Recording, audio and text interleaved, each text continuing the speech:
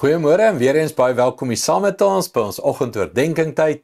Ons het vir 2 weke gekyk na hierdie harde, rowwe onderwerp, emosionele onderwerp van PTSD, trauma in jou lewe, en hoe om gesond te word van Paasfees tot Pinkster, hoe om gesond te word van al die lelike goed, seer goed wat met ons gebeur het. En mens, hoor my hart, ek praat nie ligtelik oor nie. Elke egskeiding, elke motorongeluk, elke dood van 'n geliefde, elke dissiplinêre verhoor by die werk, elke geweldinval, huisinbraak, alles waardeur ons in Suid-Afrika gaan, veroorsaak trauma.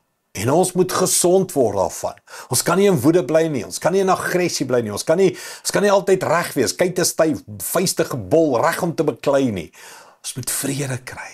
Ons moet die lig wees. Ons moet die liefde, ons moet die blydskap van Jesus dra buitekant toe. Ons kan dit nie doen as ons siek is nie. Laaste enetjie vir hierdie reeks.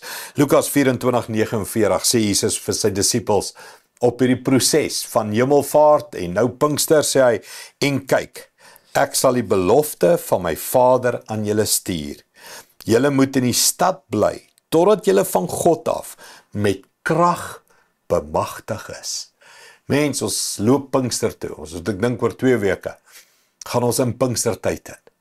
En ek wil jou uitnooi, ek wil jou voorberei, ek wil jou gereed maak, soos Jesus sy disippels gereed gemaak en sê, bly, wag, soek, honger, dors, sodat jy bekragtig kan word met die Heilige Gees. Mens, sien my woorde nie. Hallo, hoor jy wat ek sê? Sien my woorde nie.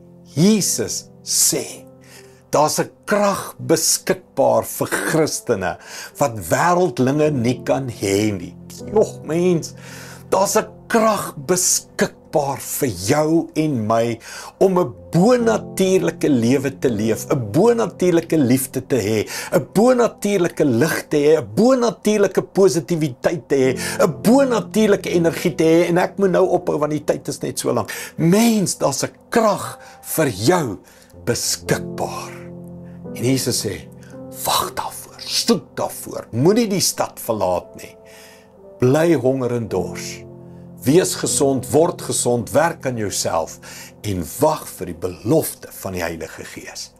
Kom ons bid dit saam. Hemelse Vader, wees genadig met ons hierdie Pinkstertyd wat inkom en stort die Gees uit op ons, Here.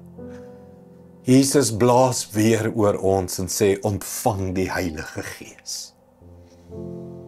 Here, my hart is opgewonde om te sien wat U gaan doen in hierdie volgende paar weke. Hoe die Gees oor ons gaan uitstort, vars, nuwe olie, Here.